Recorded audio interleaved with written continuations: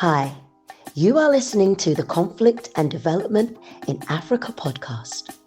This podcast is for policymakers, governments, researchers, students, businesses, and anyone that is interested in conflict and development issues in Africa.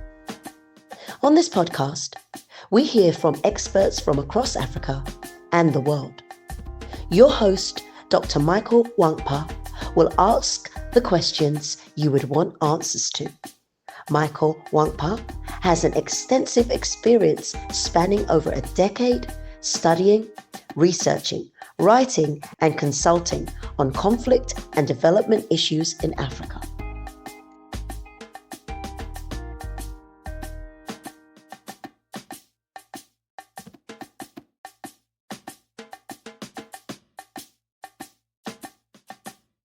Hello and welcome to another episode of the Conflict and Development in Africa podcast. I'm your host, Dr. Michael Nwankpa. Today, we're going to be speaking on the topic redefining Africa's relations with member states, countries towards trade and peaceful coexistence. I'm joined by Desmond Omoluru, a PhD candidate in economics and finance at the University of Warsaw. Desmond is also securities and derivatives settlement analyst at Citibank Europe. Desmond, I'm very pleased to have you join me today, and I look forward to a wonderful conversation. Yeah. Brilliant. Yeah, it's good to be here. Thank you very much. Great. Let's start off. We've seen efforts by in Africa towards integrating trade, integrating different aspects. We've seen it with the African Union 2063 agenda. We've also seen at the different regional level, we've seen several efforts. What is the state? Let's start off. What is the state of integration, trade, and other kind of political? But let's focus on the trade and economics now in Africa. What is this? What is the state of economic integration or cooperation in Africa? Well, so the thing is basically, to be honest, we are not, when it comes to trade, we are not really integrated. It is known that African countries even trade more with European partners and American partners and Asian partners more than they trade with themselves. So the tariff between African countries are actually higher than the tariffs which are placed with other trading partners. And that's why the African Continental Free Trade Agreement was launched in order to integrate trade with African countries. And basically, it's a process which they are still trying to work on, but it's proposed that it should integrate trade between Africa, and more than just integrating trade, it is also proposed that it should bring African countries together.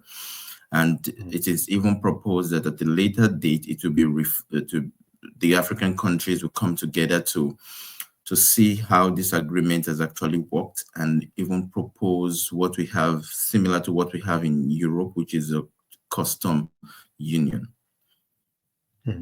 So basically, we are hoping that the African Continental Free Trade Agreement would actually integrate more than just trade, but bring African countries together.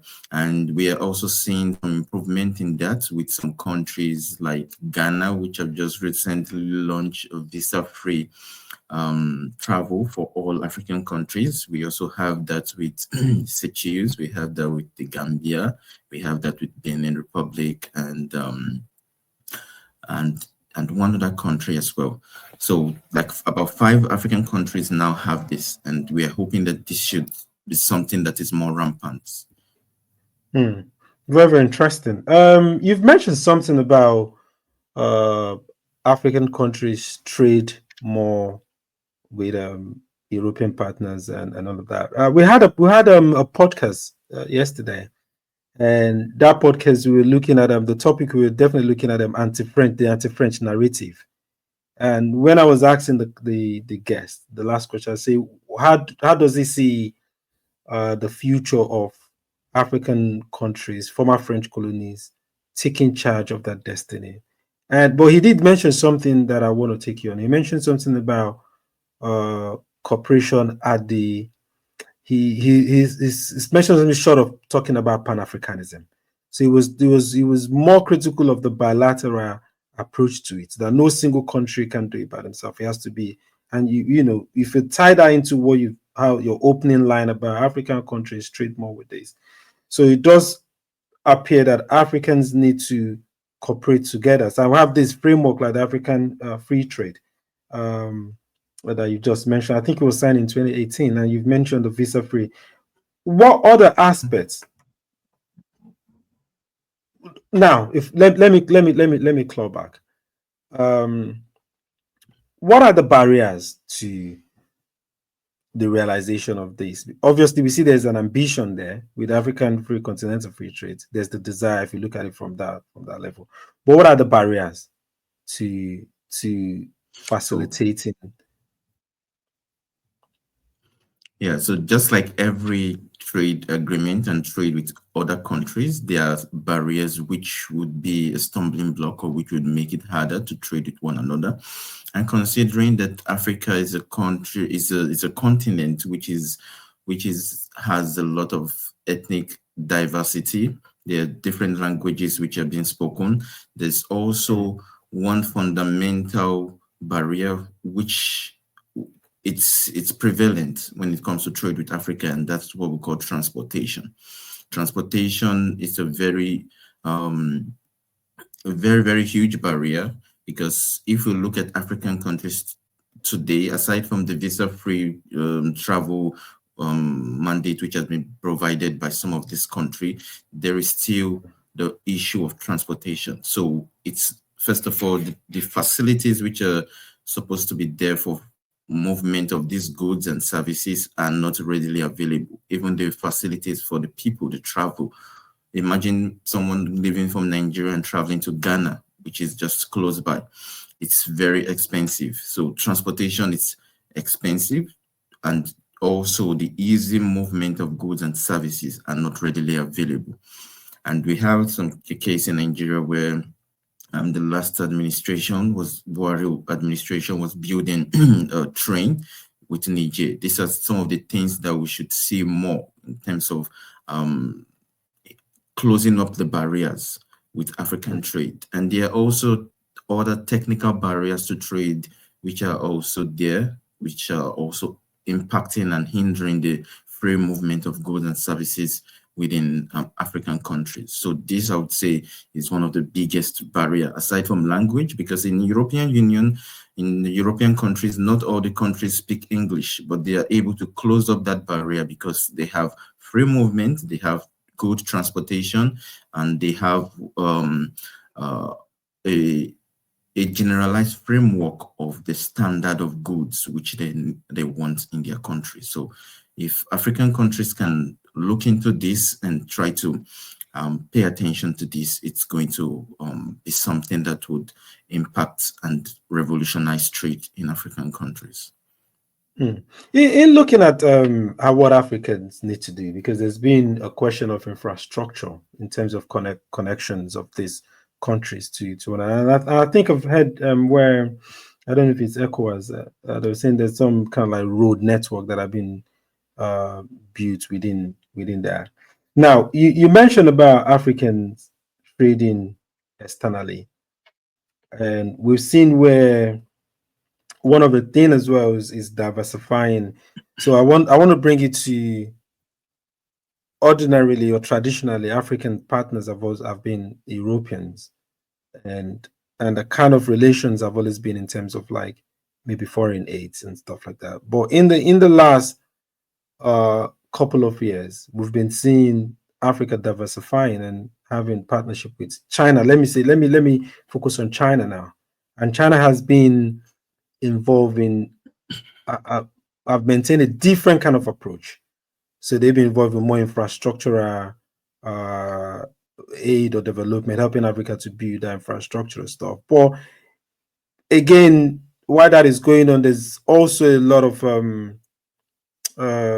people have been looking at calling for caution or looking at whether Africa is mortgaging its future by dealing with China. So how do you see China's role in, especially looking at within its Belt and Road Initiative? How do you see China's role in helping Africa connect each of these countries in Africa through infrastructure development? Because definitely you've mentioned transportation, which is a very strong barrier. Yeah, so basically, the thing about when it comes to dealing with international countries is that one thing I will always advocate for is when it comes to dealing with international countries, is your interest. What interests are you looking at? What interests are African countries looking at? And what interests do the Chinese partners have? You have to make sure that if those interests align and there's something that you can actually live with, because you wouldn't want the case whereby we are borrowing money and we can't pay back and some of our assets have been taken up. So we have to understand that while we are dealing with these people, we have an interest and we have a target. Dealing with the Chinese partners might not necessarily be a problem if we can see the future benefit of this. For instance, if the Chinese are helping us with a loan in order to build our infrastructure and our railway and transportation system, it's a good benefit for the country. But if it is something that you are going into, or any African country is going into when it comes to dealing with the Chinese partners, and basically they cannot see any future benefit in that in order to pay up the loan, then it's a problem than a solution. So it's all about interests. Chinese people, we can deal with the Chinese partners and they can help us to build those infrastructures which are connecting African countries together. And when it comes to our synergies in transportation system, and also in any infrastructure which we would want to build, and then we can benefit from that. And it's a good benefit for us, regardless of whether it's Chinese or whether it's the US or whether it's any trading partner. I agree with you completely. I've always said that there's no intervention that is altruistic. Every intervention has interest, and when we accept that, then we can then align interests and look at that. I agree with you 100%. But speaking of Africans themselves and how Africa can prosper, again, Africa has been known to be a continent that is just more focused on raw materials rather than finished goods. So if Africa is going to trade among itself or between among itself, and usually is one which economies, most African countries the economies are reliant on raw materials. How is that going to help in integrating the continent and helping them prosper trade-wise or economic-wise? Yeah, so in terms of African trade as well, like I mentioned, we trade more with European partners than ourselves. But one thing I also did not mention is that most of our trade, aside from oil, is agricultural products. In fact, I'm working on African Continental Free Trade Agreement as my PhD dissertation, and I can hardly find data when it comes to services. So we have little trade in terms of services, and we have, aside from oil, we have more trade in terms of agricultural products. So in order to deal with this issue of trading more with raw materials, we are also looking at a situation whereby African countries can begin to produce finished goods. And that's on a long-term plan. It's not something that can be achieved in a short-term plan. But what we can do in a short-term plan in order to get to the production of finished goods is to improve our processing of these goods. So in production line, there are a lot of processes which takes place in terms of producing the finished goods. And basically, today, with the global value chain, you don't have to produce the raw material in one country, produce the finished goods in one country. You can spread your production line to improve economies of scale. So if African countries can look into that when it comes to production of raw material, we don't have to be producing the finished goods, at least in the short run. So we can spread our production line. and a country who has comparative advantage can produce this particular good to this stage, and then the other stage can be in another another African country, and then another production stage can be in another African country. And then when we can be able to do this, then we can then start to look at producing finished goods, because that's in the long run. But another thing is when it comes to services. When it comes to services, in order to be able to improve services, connectivity is also needed, because I should be able to, if I'm going to be producing a service to an African country, I should be able to freely move to that country. It should be less of an expense for me to move into that country. And also, we also need to look at improving the human capital resources. And in order to improve the human capital resources, Africa is a country with an increase in population. In fact, in Asia and other European countries, the population in future is set to decrease, but Africa is still going to be increasing. It means we are going to be having more people on the planet. And how do we cater for these people? We need to look at how we are going to improve the human capital resources, because that's going to be beneficial for Africa, because it's going to help us when it comes to our production per unit of labor. So if one person is more knowledgeable in this, it's helping African country, because our unit per labor of production is increasing. Very interesting. Now, one of the things that I've been doing, and I've been involved in a couple of projects or conversations, is energy in Africa and its relation to climate change. So we've seen that the African governments have been campaigning for some kind of like energy climate change campaign for climate change financing. You've been seeing, with the notion of the green transition into the green economy.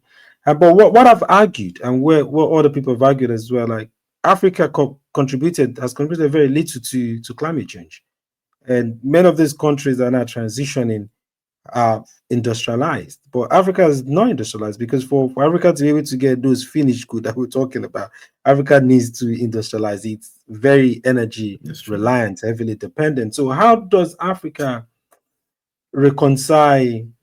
Should we be talking about climate change? Should we always be conversing, or should we say, listen, we need to industrialize, we need to have power, we have Nigeria, for instance, people don't have access to electricity. Is that the right conversation we should be having, or should we be industrializing? Can Africa advance to that level? Can it attain this without industrialization? Yeah, so I've actually heard that a lot of times, and even just recently, there is a new loan which is coming from the World Bank, about $40 billion to African countries in order to improve their energy sector. And part of that loan, the conditions of that loan, is that it should be used for more climate energy production. So basically, the thing is that in order to get to that level, we cannot take away industrialization. We can take away industrialization. And when it comes to looking at climate change, for me, I would say there should be laws when it comes to environmental protection. African government should look at that, because we wouldn't want to have a situation whereby we're having environmental issues and disaster. And it's real. It's a real issue. But I would say we should look at it in comparison to how much we are contributing. And also, we should look at it to alternatives. So what are the alternatives to this production process that we are going to embark on? If we're having an alternative which is cheaper and an alternative which is better, then we should be going for that alternative. But if it is something that is going to be an hindrance to our growth and an hindrance to our progress, then we should not be going for that alternative. That's in my own opinion. Very, very interesting. Again, one of the issues we've seen in Africa is that there's no one voice. And we see where more bilateral kind of like agreement And this kind of continental issues, there needs to be a one voice to champion all of these ideas. So how does the African Union, is the African Union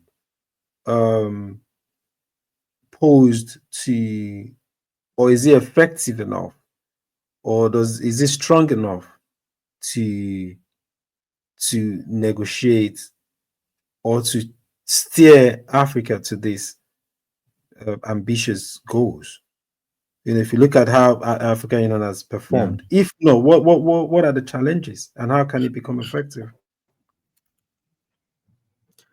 Yeah, so like we know there are issues with African countries. In fact, aside from internal issues which were dealing with terrorist activities, there are also issues within African countries. We look at Ethiopia with Eritrea. We look at other African countries which are actually having issues within themselves. Even the ECOWAS itself, we're having issues with Niger, Burkina Faso, and they are having to leave the ECOWAS and then forming their own Sahel Union. So these issues are there. And the one thing the African leaders need to understand is that there can be no moving forward for the continent if there is no coming together in a like-minded vision for what the future of Africa is supposed to be. Because don't forget, even the Europeans had their own issue. They had their own issue after the Second World War, and they decided that no, we cannot continue this way. We cannot continue because war brings destruction. War brings limits to growth.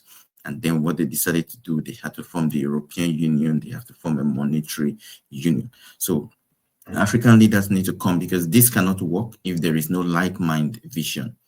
And that's also another hindrance to the African Union and the African integration when it comes to trade and other things. So first of all, the African leaders need to understand that there has to be a like-minded vision for what the future needs to be.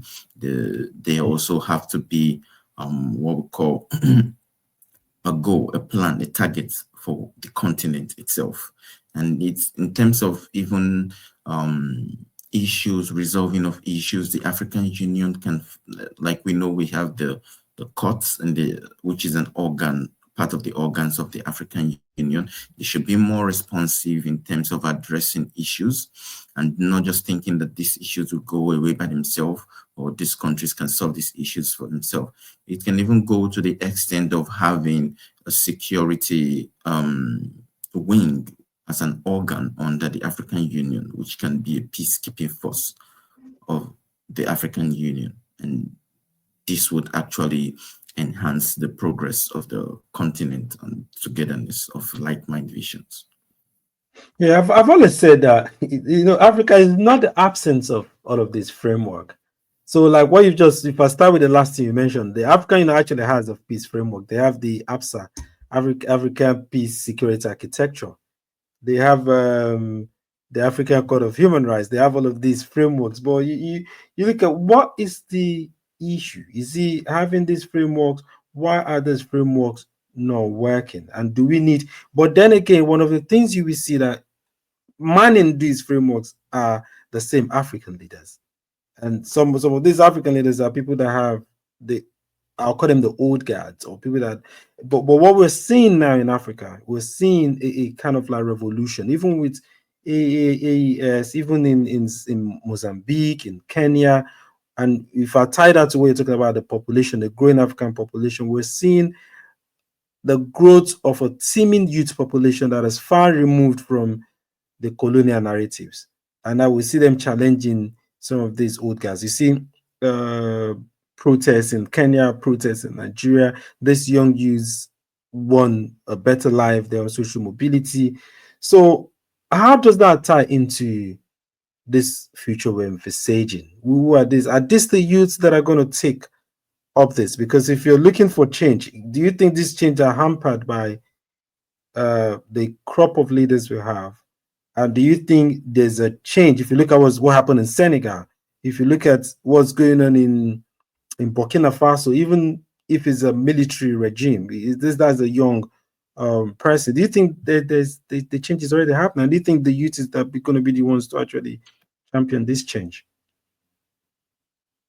Yeah, so just like you said, we still have these leaders who are still there, and they are the ones actually heading this organization. So basically, there will be little to no change because they still have the same mindset. But with a growing youth population, with a growing transition of government, we can see this also in elections in Kenya and some of these African countries. Also, we can see that there's a growing youth population and there's a growing distaste for lack of good governance in Africa. So we're hoping that with this, actually, this can actually push the African leaders in each of their countries to seek for change, because it's the willingness. The leaders are still having the lack of willingness in order to drive this growth, in order to drive this, because even with the African Continental Free Trade Agreement, some of the ratification which has been done by some of these countries are still not even fulfilled.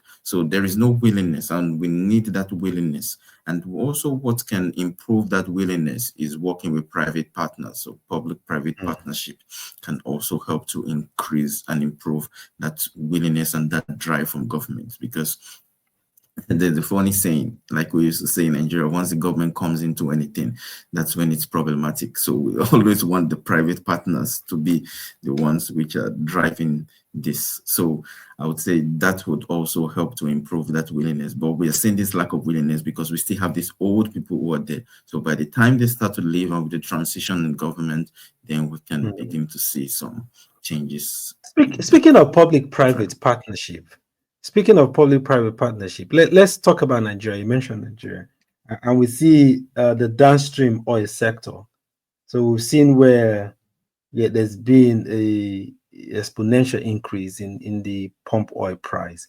But then again, we've started seeing where Dangote refinery is working now. Some more refineries are working, but that hasn't really reflected on the market price of fuel or the change of things. So does that cast some kind of shadow on the benefit or on the hope of a public-private partnership?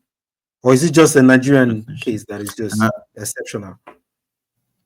I would say regarding that, I would say no, because if we look at the issue, I would say in my own view, it doesn't cast a shadow in terms of public-private partnership. I would say that's just a political issue which has political interest by some people who are in government. Because if we should look at it, previously we were paying landing costs in terms of petrol, and the petrol price was not even up to that, what we are seeing today. And now we are having refineries who are producing in Nigeria, and they are also increasing the price and talking about landing cost for a production which is done in the same country. So we would know that that's just basically political interest and political things that are at play. Because don't forget the issue also with Dangote, Dangote himself having squabbles with the petroleum sector and the Minister of State of Petroleum. And we would know that basically there are some things in play which we might not know. But I would say it doesn't cast the damping effect of private-public partnership, because at least with this, we can now see the readiness of government, even wanting to fix other refineries. Like we can see, unlike before, whereby we are being told these refineries will be done at this date, but they are not done.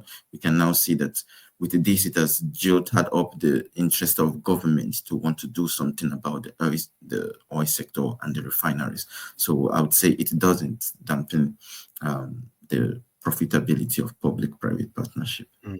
One of my I don't know if you agree. So this is going to be a question of whether you agree and if you can expand on that.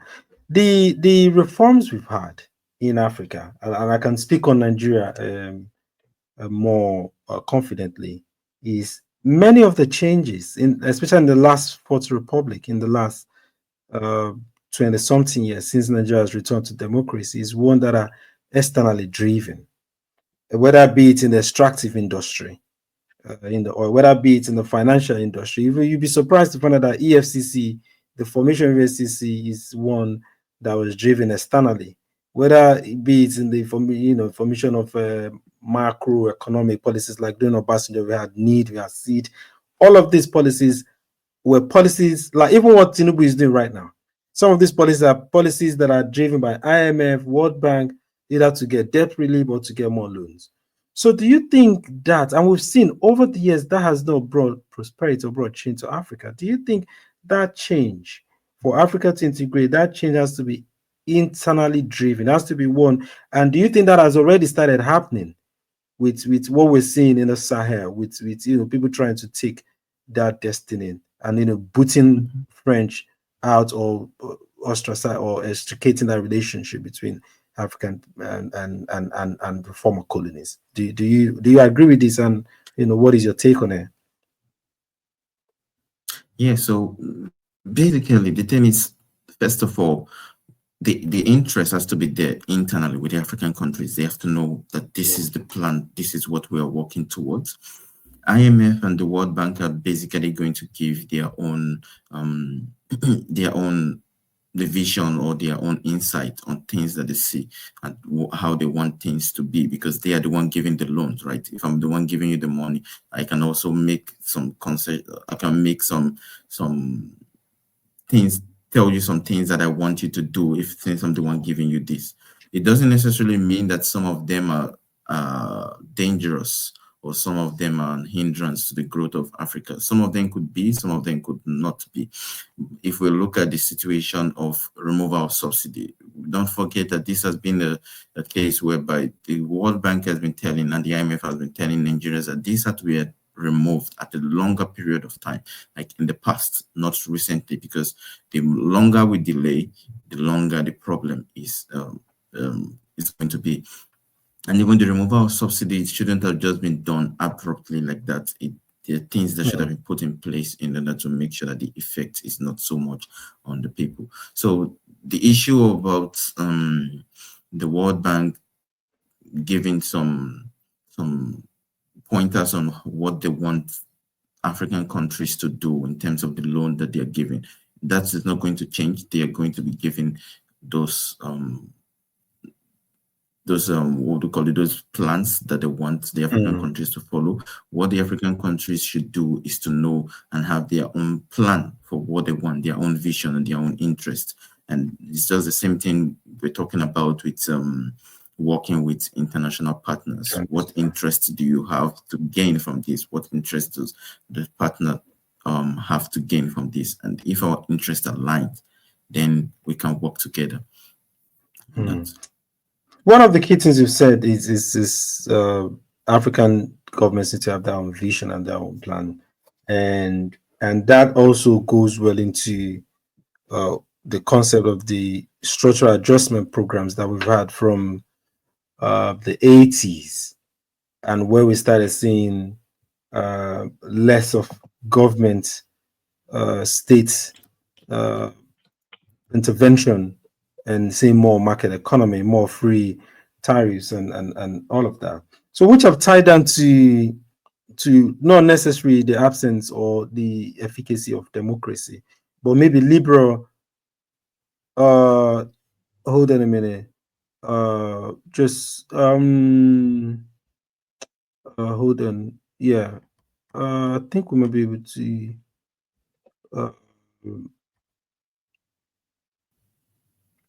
yes. So one of the things we saw with liberal democracy, and coming back to what you were talking about World Bank, IMF driven this thing, is more liberalization, opening of the market economy. But I've always argued, if you saw my last book, which I was looking at Nigeria's Fourth Republic in Democracy, I was arguing that there are different systems. If you come to Europe, there's parliamentary democracies. You go to America, it's different. So Africa, like well, needs to be in charge, determine and define their own kind of like system. But then again, in doing that, a lot of people, like you were mentioning traveling to Ghana, which I kind of like experience. Sometimes to travel within Africa, you need to first make a stop in Europe or in Asia, whatever, and then come to that same, and then that adds to the amount that you have to pay, and also to climate change. So I guess the question is, can you totally separate? Can you put this blame, if we want to say, on Africa and its leaders, or do you think the external, how much role does the external government or external international partners, however I want to put it, play in keeping Africa where it is, or co-opting Africa in a way where it is right now? Because I don't, if you ask me that question, I don't think with the crop of leaders we have that Africa, there's going to be that much change. So how much do you think Africans have that lever, that leverage, that power, that independence to be able to take their future, take whatever it is in their hands? Or are their hands tied? Yeah. So I think it does draw back to the question of, did Europe underdevelop Africa, or Africa underdevelop Africa? More like the same question. But what I would say in that is, there is no doubt that basically international partners would want an interest, and they will want to have a take of things in Africa, natural resources. We can even see that in the Congo, whereby there's fighting for natural resources, and this is actually for international companies to come and draw from. And just recently, there was a case against Apple by one of the African countries that they were using child labor. So there is no doubt that those countries and those foreign organizations will want to have a piece of the cake. But the thing about that is that basically, I see it more like me in my home and me giving allowance for that to happen, because there is no way those things can happen without someone inside collaborating with them. We see the case of Zamfara, the illegal mining of gold. We can see that some people were accused as Nigerians collaborating with those foreign organizations. So there is no doubt that someone inside is still giving that support for these things to continue. So it still go back to what we're talking about African countries drafting their own plan for what they want. I cannot be giving support for someone to come and kill for the country, and yet I'm complaining that these things are not working. So we have to draft out our plan. And it's just go back to the same thing I was saying with the European Union. Like after the World War, there were also issues that they had. At that time, the US, that was when the rise of the US, United States, began. So the European Union have to draft out the plan that this is what they want, and we cannot let any other country or someone outside of the European Union to determine for us. So African countries and African leaders need to come together. But just like we're saying, these are still the same old guys. So we might have little changes, but we need to start from somewhere. And I think most of them are already realizing that, and that's why we can see the transition of government in some of these countries. It even got to a stage whereby even Nigeria, we were scared that we're going to have a coup d'etat. So I'm sure they are realizing that something needs to be changed. And it also has to deal with the increase in population, because when you are having, in Nigeria, for instance, we have a high youth unemployment, and that's a natural disaster waiting to happen. So it's a ticking time bomb. So when you have those people who are not doing anything, they say, an idle mind is the devil's workshop. So people are going to be devising plans for things to be done. So if the leaders do not take charge now, then they are only prolonging the bomb to happen in the future. So African leaders need to sit down, they need to come together. International organizations will come and they would also have their own interests, but you need to define your plan. That's why you need to work with people who are also going to work for the progress of Africa. It's not saying that you cannot work with international organizations, but working with those organizations and those partners which are in line with your vision and interest. Since you've already started on these recommendations, I think we should conclude by looking at maybe expand more on how African government, you've already started, so we might as well just conclude the podcast on that note. How can Africa improve relations between among itself to achieve some of these things that we've mentioned? We've mentioned some of these things, but what more can be done in terms of like the African continental free trade? How can it be further enhanced at the regional level? We've seen ECOWAS, we've seen it's, we've also seen SODOC, we've seen all of this regional government. What more can be done? Infrastructure, youth population. I'm just giving you a broad range to look at what can be done, and what do you see in the short, medium to long term. So I wanted to conclude on that now.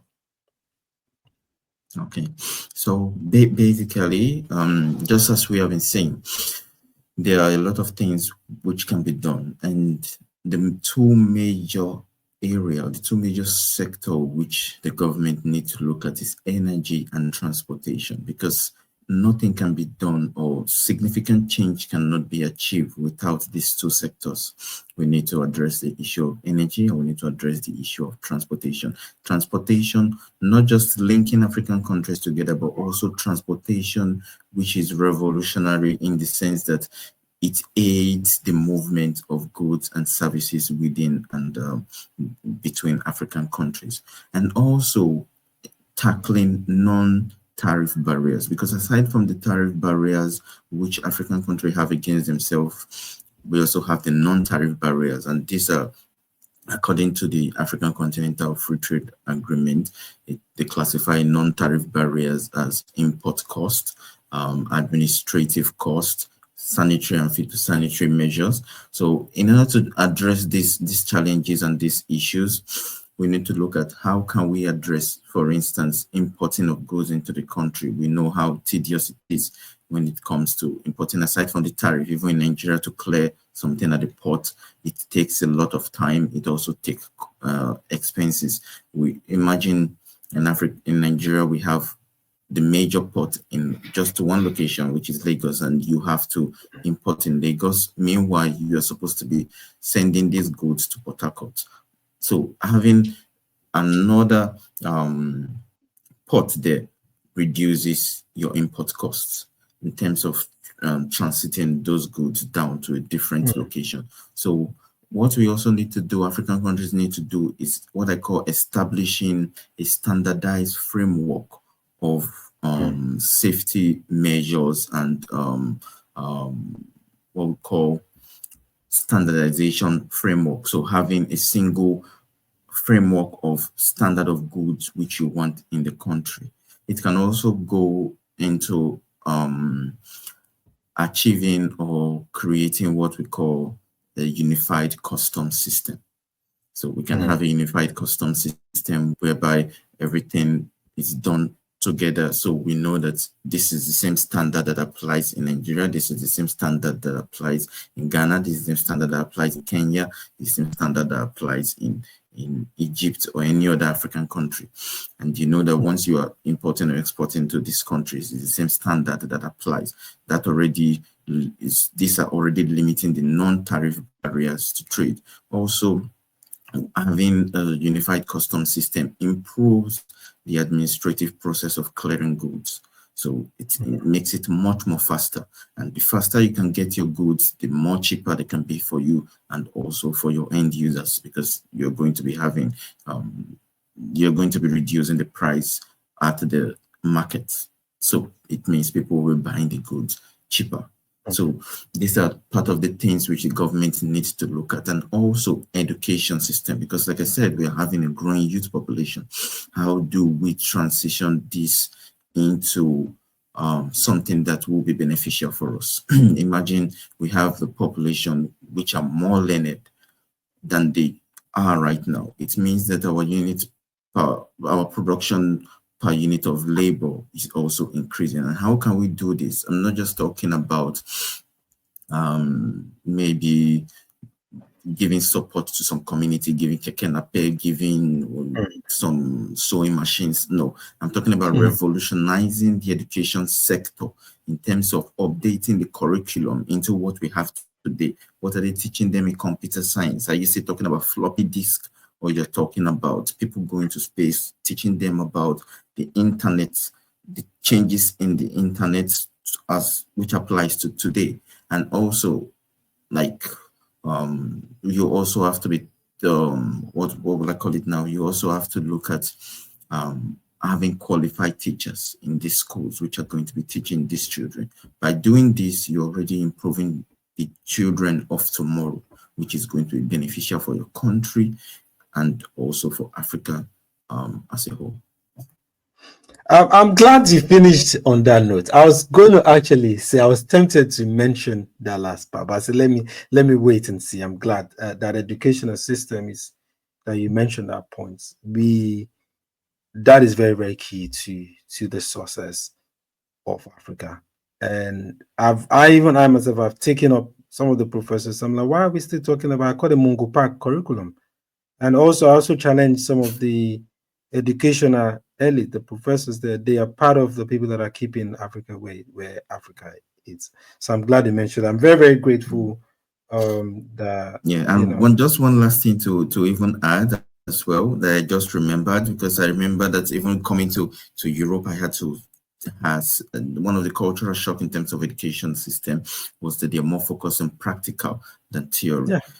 So basically, if we can also transition the education system to having people do this practically so that they can see how it is done on the field, that would also improve knowledge. Most definitely. And even transfer of knowledge, transfer of technical knowledge between African countries, whereby you can learn from this from what we are doing. Maybe we can learn from Egypt. Egypt can learn from us. We see some presidential candidates going to Egypt to see what they did at the energy sector, which can be imputed and applied also in Nigeria. So this also helps as well. Brilliant. Desmond, I really enjoyed this conversation. I'm grateful. Once again, sorry for the mix up in the time, but yeah, this is wonderful. And I'm very optimistic about that change, and I think the African youth are waking up to that challenge, and we can always just stay positive. But thank you once again for joining me, and enjoy your weekend. Thank you very much for having me, and you too, having a great weekend. Yeah, cheers. Bye.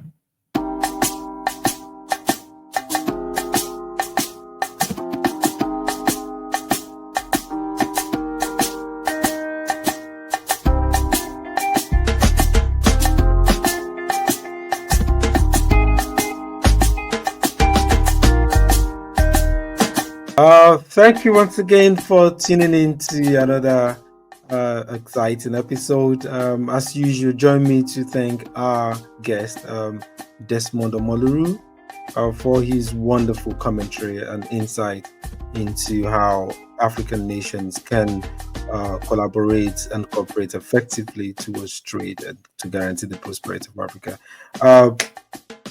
Stay tuned for more episodes and join me next week for another episode. For now, stay blessed and I'll see you soon.